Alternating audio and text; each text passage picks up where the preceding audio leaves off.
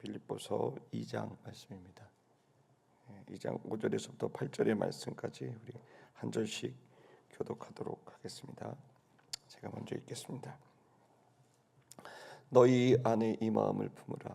곧 그리스도 예수의 마음이니 그는 근본 하나님의 본체시나 하나님과 동등됨을 취할 것으로 여기지 아니하시고 오히려 자기를 비워 종의 형체를 가지사 사람들과 같이 되셨고 사람의 모양으로 나타나사 자기를 낮추시고 죽기까지 복종하셨으니 곧 십자가에 십자가의 죽으심이라. 아멘. 여러분, 우리가 여기 모인 이유는, 교회로 모인 이유는 고통 속에 신음하는 사람들, 또 자매를 향해 나아가는 사람들을 살리기 위해, 그 수많은 사람들을 천국 곳간에 추수하기 위해 우리가 모였음을 믿기를 축복합니다. 그래서 우리의 삶, 성도의 삶은 가치가 있고 또 의미가 있습니다. 보람이 있습니다. 사람을 살린다는 것은 너무나 귀한 그러한 축복입니다. 그리고 그 일을 통해 우리는 각각 예수 그리스도께서 우리들에게 주신 축복인 온전한 그 완성, 인격과 그리고 우리가 가지고 있는 삶에 있어서의 그 가치가 빛나게 되는 영광스러운 그 영화로움을 우리에게 주시기 위해서 우리들은 서로 영성을 관리하고 또 함께 일을 하면서 우리들이 완성되는 그런 의미에서 우리는 이 자리에 모였다고 생각합니다. 그래서 우리들은 그런 의미에서 우리 자신이 온전해질 뿐만 아니라 또 우리를 통해 수많은 사람들이 살아나고 성장하고 또 그것이 모든 세계 만국으로 퍼지게 되면서 우리들은 언제나 이 교회는, 성도는 그 시대의 대안이 되어 왔던 것이 역사가 우리에게 주고 있는 지혜입니다. 여러분이 이것을 아셔야 되는 건, 성경이 우리에게 말하고 있는 건, 여러분이 이 좋은 삶이 있으니 오십시오라고 단순하게 말을 하는 게 아니라 여러분들은 그 일을 반드시 해야만 한다. 그렇지 않으면 당신들의 삶은 의미가 없고 가치가 없고 보람이 없는 헛된 삶이 될 것이니 반드시 대령하라고 하는 주님의 강력한 명령이라는 것을 깨달으셔야 됩니다. 단순히 주님은 오려면 오고 안 오려면 안 오라. 그건 네가 선택하라. 이런 식의 말씀이 아니고 성경 66권은 우리들에게 이것은 반드시 지켜져야 될 일이고 그렇게 해야만이 네 자신이 또 그리고 너 자신의 삶에서 그리고 또 하나님의 마음에 합한 그러한 일이 일어날 거라고 얘기하시는 겁니다. 그러므로 여러분, 오늘 우리가 보다도 전향적인 마음으로 내가 주님의 대안이고 우리가 잘 신앙생활을 해야만 내 가족이 살고 내가 잘 신앙생활을 해야만 내 친구들이 살고 내가 잘 신앙생활을 해야만 우리 교회가 살고 우리 시대가 산다는 이 절박한 사명감을 가지셔야 됩니다. 나 하나가 뭐 대수겠냐 이렇게 생각할 수 있지만 절대로 그렇지가 않고 우리가 아주 철저하게 우리는 군인이 된 것처럼 철저하게 내 자신을 던질 때야만 그래야 나도 살고 내 주변에 하나님께서 내게 맡겨진 영혼들이 살아날 수 있다는 사실을 아셔야 됩니다. 이도 아니고 저도 아닌 뜨겁지도 않고 차지도 않는 이런 태도는 여러분 자신도 정체불명의 존재가 되게 하고 또 여러분이 맡겨진 사람들에게도 전혀 영향력을 끼치지 못하는 그런 사람이 될 수 있습니다. 그러므로 여러분, 우리 모두가 주님 앞에서는 언제나 주님이 부르신 사람들은 대안이고 바로 그 사람들이 모인 교회는 대안이라는 사실을 믿기를 축복합니다. 우리가 좋은 교회를 해야 되는 이유는 우리가 천국 간다 그것의 의미를 뛰어넘는 우리가 좋은 하나님의 사랑으로 완성될 뿐만 아니라 우리에게 맡겨져 있는 사람들, 우리에게 맡겨진 이 시대가 변화될 수 있기 때문에 우리 시티미션 교회 성도 여러분, 우리는 반드시 좋은 교회가 돼야 됩니다. 주님의 마음에 합한 교회가 되야 될 줄로 믿습니다. 그래서 하나님은 그 대안으로서 성도들을 이렇게 주시죠. 그리고 그 대안으로서 교회를 이렇게 세워주십니다. 그러나 누구나 다 대안이 되진 않습니다. 교회를 나온다고 해서 직분을 받았다고 해서 다 대안이 되지는 않습니다. 어떤 성도는 대안이 돼서 그 교회와 또 그 가정과 그 사회와 직장에 아주 유익한 존재가 되지만 어떤 사람은 대안이 되지 못할 때가 있습니다. 어떤 교회는 대안이 돼서 그 사회를 바꾸고 그 시대를 바꾸는 그야말로 많은 사람들의 기대에 찬 교회가 되기도 되지만 어떤 교회는 그렇지 못하고 눈살을 찌푸리게 하고 또 마음을 상하게 하고 신앙을 떠나게 하는 경우도 많습니다. 여러분, 이 대안은 그런데 왜 사람들은 이 대안이 되지 못하고 왜 교회들은 대안이 되지 못할까요? 그건 대안이 된다는 말은 희생한다는 뜻입니다. 대안이 된다는 말은 단순합니다. 희생했다는 뜻입니다. 여러분, 희생하는 사람이 있어야 누군가 유익을 얻습니다. 특별히 영적인 생명도 그렇습니다. 누군가를 살리기를 원한다면 누군가가 죽어야 됩니다. 그래서 언제나 십자가는 대안입니다. 십자가가 예수를 믿던 믿지 않던 사람들이 이 십자가를 아주 존귀하게 여기는 이유는 예수가 죽음으로 희생함으로 인류가 살게 된 이 희생이 많은 사람을 살게 하는 대안이라는 사실을 모든 사람들에게 알게 하는 진리이기 때문에 그렇습니다. 이것은 교회 다니는 사람만이 말하는 교리가 아닙니다. 십자가는 대안이라는 사실은 교리가 아니라 진리인 거예요. 그래서 여러분, 모든 사람들은 살다 보면 압니다. 우리 엄마가 희생했으니까 내가 사는 거고 우리 아버지가 희생했으니까 내가 사는 겁니다. 누군가 희생했기 때문에 누군가는 살게 되는 겁니다. 그렇기 때문에 여러분, 우리가 대안으로서 대안적 성도로서 대안적 공동체로서 교회가 된다는 것은 아주 비장한 결단과 각오를 하지 않으면 대안이 안 됩니다. 오로지 교회를 위한 교회, 누군가를 위한 교회가 되게 되고 내 배를 위한 교회가 된다면 이거는 대안이 아니라 오히려 짐이 될 수 있습니다. 그럼 우리는 어떻게 해야 이 교회로서 참된 교회로서 성도로서 준비가 될 수 있을까? 첫 번째 우리가 생각해야 될 것은, 우리 따라할까요? 나는 대안이 있는 사람이다. 여러분, 먼저 내가 대안이 되기 전에 나에게 대안이 있다라는 믿음을 가질 때 그 사람은 그 시대에 그 공동체 대안이 될 수 있어요. 많은 사람들은 여기서부터 시작해야 된다는 것을 잊습니다. 나에게는 대안이 있다. 여러분, 저와 여러분들에게는 예수 그리스도가 여러분의 대안이고 그 예수 그리스도가 지신 십자가가 저와 여러분의 대안이라는 사실을 믿는 믿음이 필요합니다. 누군가를 살려야 되고 누군가를 키우려면 지혜와 능력이 필요한데 그 지혜와 능력이 우리에게는 있습니다. 그건 나에게 있는 게 아니라 예수 그리스도를 통해 성령님을 통해 하나님 아버지께로부터 그 지혜와 능력이 연결되어 있기 때문에 우리들에게는 대안이 있는 겁니다. 우리는 혼자 사는 거 아닙니다. 혼자 사역하는 거 아닙니다. 이 교회의 주인은 예수 그리스도고 저와 여러분의 주인은 예수 그리스도입니다. 그분을 통해 하나님 아버지의 지혜와 능력이 연결되어 있기 때문에 우리는 대안이 있는 사람입니다. 우리 굶어 죽지 않습니다. 우리는 하찮게 있다 살지 않습니다. 지금 당하는 고난 다 지나갈 겁니다. 별거 아닙니다. 죽음은 천국이고 여러분, 살면은 영광입니다. 십자가를 추종하고 예수 그리스도를 추종하게 되는 건 영광스러운 일인 거예요. 고린도후서 5장 4절을 볼까요? 다 같이 읽겠습니다. 시작. 참으로 이 장막에 있는 우리가 짐진 것 같이 단식하는 것은 벗고자 함이 아니요 오히려 덧입고자 함이니 죽을 것이 생명의 삼킨 바 되게 하려 함이라. 참으로라고 했습니다. 진심으로, 진짜 그렇다. 그건 뭐냐면 이 장막에 있는 우리가 짐진 것까지 탄식하나. 우리 모두는 탄식을 갖고 있습니다.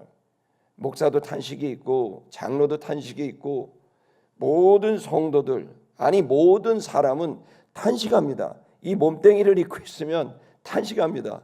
비가 오니까 벌써 관절염이 아프잖아요. 여러분 몸이 무겁잖아요. 인간의 몸은 이 육체로부터 시작을 해서 또 크고 작은 일들이 있잖아요. 자식들이 마음대로 되나요? 신랑이 마음대로 되나요? 형제자매가 마음대로 되나요? 일이 마음대로 되나요?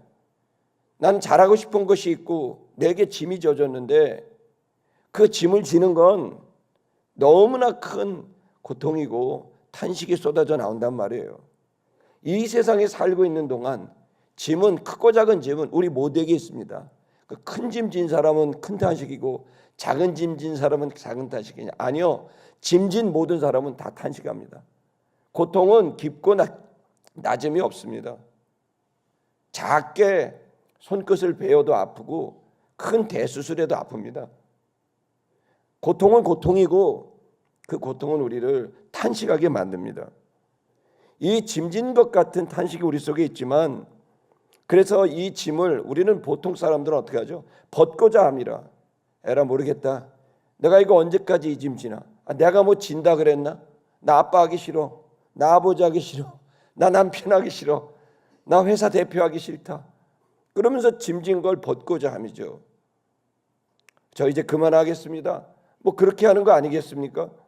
짐은 우리를 고통스럽게 하고 무겁게 하고, 이 책임은 우리에게 벗고자 하는 그런 마음을 갖게 하는 것이 보통 사람의 마음입니다. 그러나 여러분 절대로 이 짐을 벗지 마시길 축복합니다. 왠 줄 아십니까? 바로 그 짐을 질 수 있는 대안이 여러분에겐 있기 때문입니다. 이 본문에서 뭐라고 말합니까? 탄식하는 것은 벗고자 함이 아니요, 벗지 말라는 겁니다. 오히려 덧입어야 된다. 뭐를요? 대안을 덧입으면 된다. 너희에게는 그 지혜와 능력을 덧입을 수 있는 그 은총이, 너희에게 그 복이 너희에게 있다는 겁니다. 이 놀라운 진리를 여러분이 믿는 믿음에서부터 우리는 누군가의 대안이 될 수 있는 그 삶이 시작될 수 있는 겁니다. 뭐라고 말하고 있는 거냐면, 오히려 덧입고자 함이니, 왜 그러냐? 그래도 되는 건 죽을 것이, 우리를 죽게 만드는 그 고통스러운 죽음이 생명에게 삼킨 바 되게 하려 합니다. 생명이 반드시 죽음을 먹어버린다. 그게 네 안에 있는 영생이다. 반드시 너를 죽게 하는 그 고통, 반드시 너를 괴롭게 하는 그 무거운 짐, 그 짐 때문에 너는 벗고 싶지 아니야. 반드시 생명은 그 죽음을 삼켜버리게 될 것이기 때문에 조금만 버티고 견디고 뚫고 가라. 기억나지도 않을 정도로 전부 그 짐은, 그 고통은 사라지게 될 것이다. 여기 삼킨 바 되미리는요, 과거형 수동태로 되어 있습니다. 무슨 얘기입니까? 이미 이것은 결정되어져 있는 일이라는 거예요. 생명의 원리는, 죽음은 절대 생명을 이기지 못합니다. 물리적인 세계 안에서는, 이 세상에서는 죽음이 이깁니다. 반드시 살아있는 건 죽습니다. 그러나 하나님의 세계에는 반드시 죽음은 생명이 먹어버려서 죽음은 생명을 이길 수가 없는 거예요. 이것이 하나님의 질서고 이것이 영생의 질서인 거예요. 그러므로 여러분, 저와 여러분에게는 죽음이 기다리고 있는 게 아니라 생명이 기다리고 있는 겁니다. 그 생명과 풍성함은 지금 여러분을 고통과 죽음을 집어삼키게 되는 여러분이 은혜와 복을 주님께서 주셨다는 이 믿음이 여러분에게 있게 되길 축복합니다. 그렇다면 여러분 담대해질 수 있습니다. 자유할 수 있습니다. 반드시 나에겐 대안이 있다. 예수 그리스도가 대안이다. 아멘.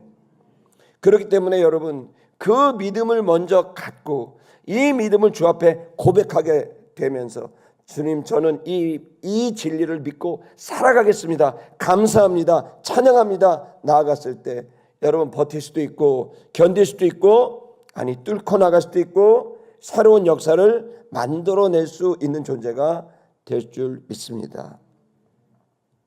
두 번째는 우리가 가져야 될 것은 그렇기 때문에 눈을 가져야 됩니다. 어떤 눈을 가느냐? 대안을 볼 수 있는 눈을 갖게 되기를 축복합니다. 대안을 갖고 있다는 믿음을 가져야 되고 그 믿음을 갖게 되면은 갑자기 하나님은 여러분에게 깨닫게 하고 보여주고 느끼게 하는 대안을 볼 수 있는 복을 주시는 겁니다. 여러분 문제의 핵심은 보는 눈이 아닙니다. 평가하는 눈이 아닙니다. 판단하는 눈이 아닙니다. 그것으로 위세를 보여서는 안 됩니다. 문제의 핵심은 문제를 보고 문제를 파악하고 문제를 판단하는 게 아니라 대안을 볼 수 있는 눈인 겁니다. 성도라고 해서 교회라고 해서 분명히 그 대안의 존재이지만 모두가 대안을 보는 건 아닙니다. 대안을 못 보고 여전히 그 상황에서 어떻게 하면 견디지, 어떻게 하면 버티지 거기에 머무르는 경우들이 많습니다. 고통스러운 현실이 있다 보니 희생하게 되면 나 이거 놓으면 이거 희생하면 이거 포기하면 망하는 거 아닌가? 그런 염려와 걱정이 되지만 나에게는 대안이 있다라고 생각을 하면 난 망해도 어차피 제로로 시작했는데 내가 망하여도 주의 뜻대로 하다가 망하면 경험도 생기고 지식도 생기는 것이니 나는 손해나는 것이 없다. 나는 말씀대로 갈 것이고 그 신앙의 순수성을 지킬 것이고 그렇게 해서 내가 어떤 어려움을 당하고 망하게 된다 할지라도 나는 망하는 게 아니라 주님께서 반드시 대안이 되시기 때문에 나는 새롭게 쓰임받을 수 있다. 이 믿음을 갖게 되면 거기로부터 눈이 열립니다. 정신이 맑게 되고 눈이 씻겨지게 되면서 그 욕심과 불안, 그 탐욕이 벗겨지게 되면서 주님께서 주시는 대안이 그 생각이 떠오르게 되는 거예요. 이 염려와 걱정은 절대로 대안을 못 봅니다. 아무것도 못하게 합니다. 이게 없으니까 망할 거야. 저게 없으니까 문제야. 그렇게 말하는 사람들은 절대로 누군가의 대안이 못 됩니다. 대안을 볼 수 있는 눈은 나에게 대안이 있다. 이 믿음을 가지게 될 때 그때야 비로소 대안이 보여지게 되고 깨달아지게 되는 것입니다. 나는 반드시 말씀에 따라 순종할 것이다. 반드시 말씀에 따라 순종하는 교회를 세울 것이다. 여러분 이 믿음이 성경에 나와 있는 믿음이고 이 믿음이 성경에 나와 있는 교회들의 믿음이었다는 사실을 알기를 축복합니다. 그러면 여러분 이 믿음을 가진 사람이 더 많아지기만 하면 되는 겁니다. 이 믿음이라는 이 에센스, 이 결정체, 이 맑은 순수한 믿음, 이 어린아이와 같은 이 순수한 믿음, 이 순수한 믿음이 사람들을 살릴 수 있는 영성인 거예요. 순수하지 않은 영성은 사람들을 계속 살릴 수 있다고 말하지만 절대 살아나지 않아요. 그것은 또 다른 조직을 만들 뿐이고 단체를 만들 뿐이에요. 숫자만 늘릴 뿐이에요. 이 순수한 영성을 가져야만 여러분 영혼을 살려낼 수 있다는 사실을 믿기를 축복합니다. 세 번째 우리가 생각해야 될 것, 그러한 순수한 영성을 가진 공동체를 준비해야 됩니다. 여러분 공동체는 너무 중요합니다. 우리는 어제 설교한 대로 혼자서는 사명을 감당할 수 없고 혼자서는 우리의 영성을 관리할 수 없습니다. 누군가 형제가 잘못된 길을 가면 잘못된 판단하면 얘기해 줄 수 있어야 됩니다. 그리고 또 그가 짐을 너무 무거워한다면 그 짐을 갈라디아 6장의 말씀처럼 서로 져줘야 됩니다. 누군가 생활비가 어렵다, 나눠줘야죠. 누가 지금 먹을 것이 없다, 먹을 걸 줘야죠. 여러분 진짜 공동체는 뭡니까? 가족입니다. 내 자식이 돈이 없다, 돈을 줘야죠. 내 자식이 집이 없다, 집을 줘야죠. 그러나 세상은 이미 조직화됐습니다. 공동체가 아니라 조직과 단체가 되어가고 있습니다. 교회는 누가 뭐라 그래도 공동체고 가족이고 몸입니다. 아멘 하십시오. 그러나 조직은 인간의 수단으로 성장하고 숫자가 늘어나고 외관과 보여지는 것과 빨리 해야 된다, 결과가 중요하다, 인위적인 방법을 쓰고 만들어내야만 한다, 이 모든 이런 이야기들은 전부 조직에 관련된 일이지 공동체나 가족에 관한 일은 아닙니다. 여러분, 교회는 공동체입니다. 교회는 누가 뭐래도 가족입니다. 목사님, 그런 게 어디 있습니까 요즘에? 그러니까 그 순수하지 않은 마음이 결국 생명을 잉태할 수 없는 교회를 만드는 거예요. 생명을 잉태할 수 없는 교회를 만들고 성도를 만드는 거예요. 결국 여러분, 우리들이 생각해야 될 건 우리 각자의 신앙이 순수할 뿐만 아니라 그 순수한 신앙을 가진 교회를 만들어 가는데 우리는 힘을 다해야 될 줄 믿습니다. 말씀을 순종하는 것으로 성장하자. 여러분, 우리는 지금 많은 사회가 교회, 우리 신학교에서도 교회 성장학 이런 걸 가르치는데 어떻게 하면은 그 지금 현실에 대한 더 숫자를 늘리고 더 경영적으로 좋은, 담임 목사는 그냥 경영자가 된 게 이제 전부 어제 오늘 얘기가 아니에요. 그러나 여러분, 그렇게 해서 교회가 되어서 이렇게 거대하고 위대하고 대단한 교회가 생기게 됐지만 돌아오는 것은 무엇입니까? 교회의 권위는 땅바닥에 떨어졌고 복음의 가치는 땅에 밟히고 있습니다. 그 근본적인 원인이 뭘까? 우리는 우리 스스로 반성하고 생각해야 되고 대안을 찾아야 됩니다. 그것은 우리는 느리더라도 하나님 말씀대로 해보려고 하는 노력을 해야 됩니다. 그리고 차근차근 하나하나 하나님 말씀대로 꼼꼼하게 한번 해봐야 돼요. 예수 그리스도라면 내 가정을 어떻게 섬길까? 예수 그리스도라면 우리 리더스 클럽을 어떻게 할까? 예수 그리스도라면 이 교회를 어떻게 할까? 목사님, 그거는 2000년 전 얘기고 지금은 다르지 않습니까? 아니요. 복음의 가치는 변함이 없습니다.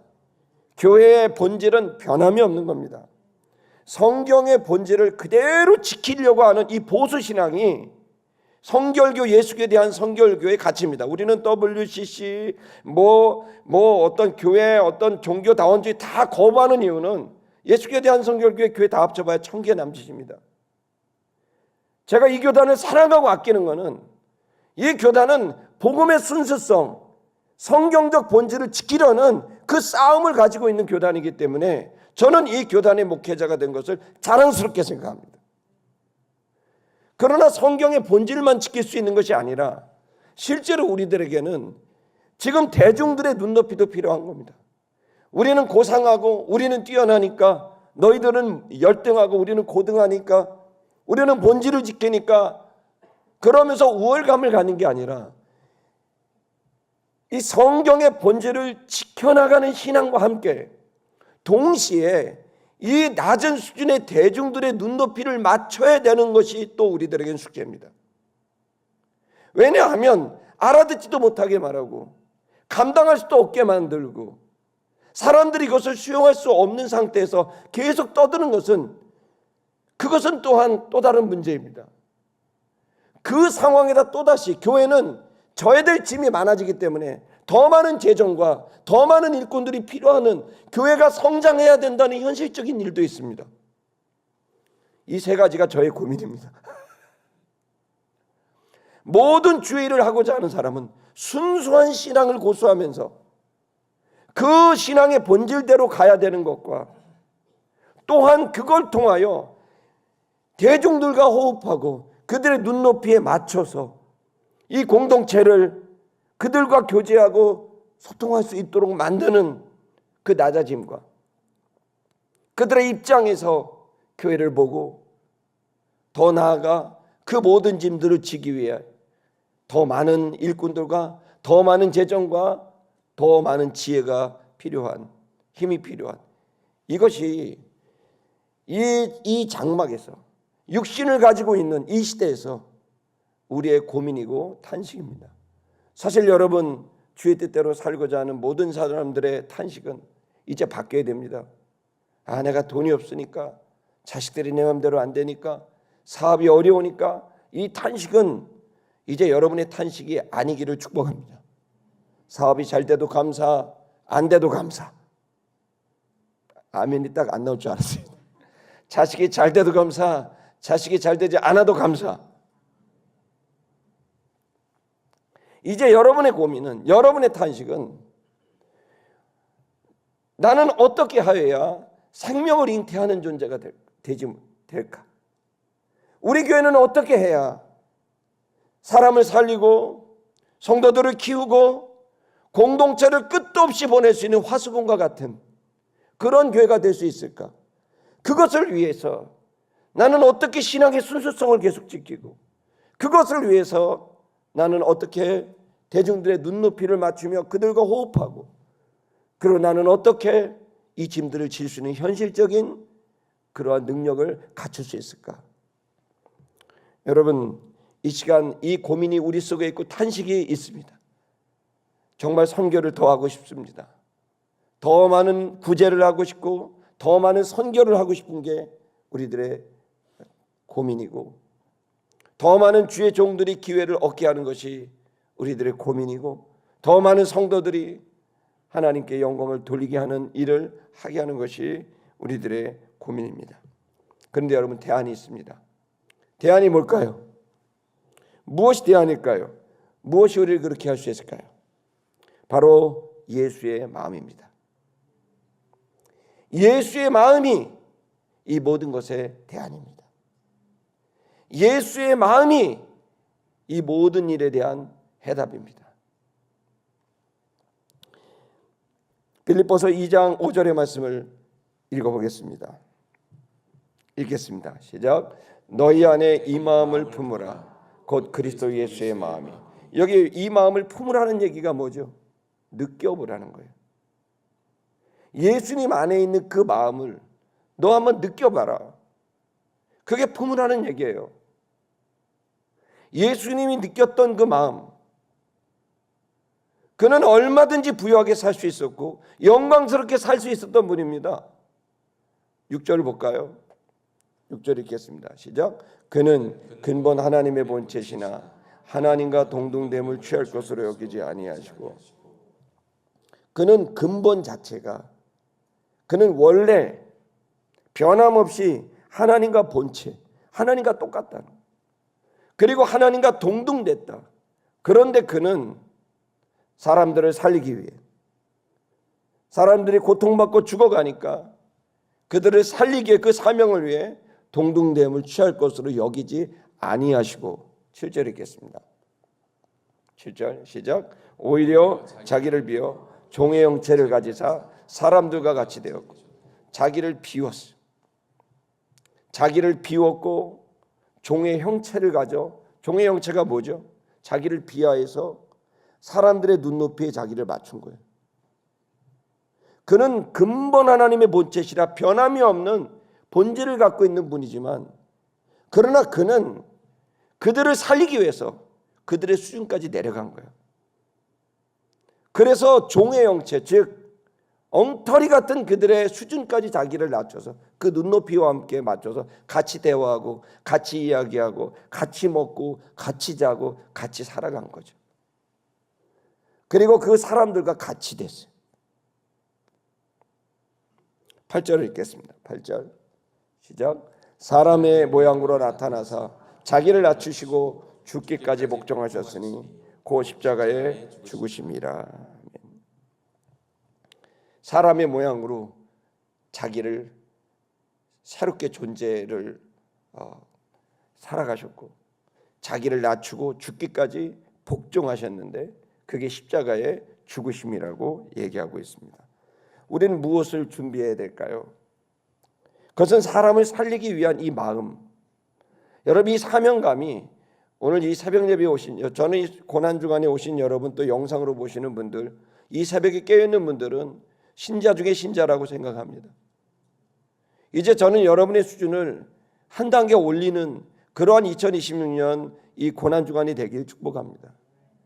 그것은 여러분의 이제 고민은 먹고 마시고 사는 게 아니라 내 주변의 사람들, 영혼들, 그들을 어떻게 살릴까? 그들에게 어떻게 생명과 풍성함을 전해줄까? 여러분, 전하지 못하는 이 대안을 찾는 고민, 대안을 주지 못하는 탄식이 저와 여러분의 고민과 탄식이 되기를 주의 이름으로 축복합니다. 그랬을 때 우리는 알고 있습니다. 그것은 바로 예수 그리스도의 십자가가 바로 대안이라는 사실을 우리는 알게 될 줄 믿습니다. 여러분, 그렇다면 이 예수의 마음으로 우리가 한번 생각해 보셔서 하나님과 같이 되는 이 마음, 그리고 또한 예수 그리스도와 같이 사람과 같이 되는 자기를 낮게 하는 그러한 겸손, 그리고 자기 자신을 희생하는, 내 것을 완전히 희생해서 생명까지 희생하는 예수 그리스도의 희생을 여러분 이 시간 갈망하고 갈구하는 이 아침이 되시기를 축복합니다. 이 기도 제목은 저의 기도 제목이기도 합니다.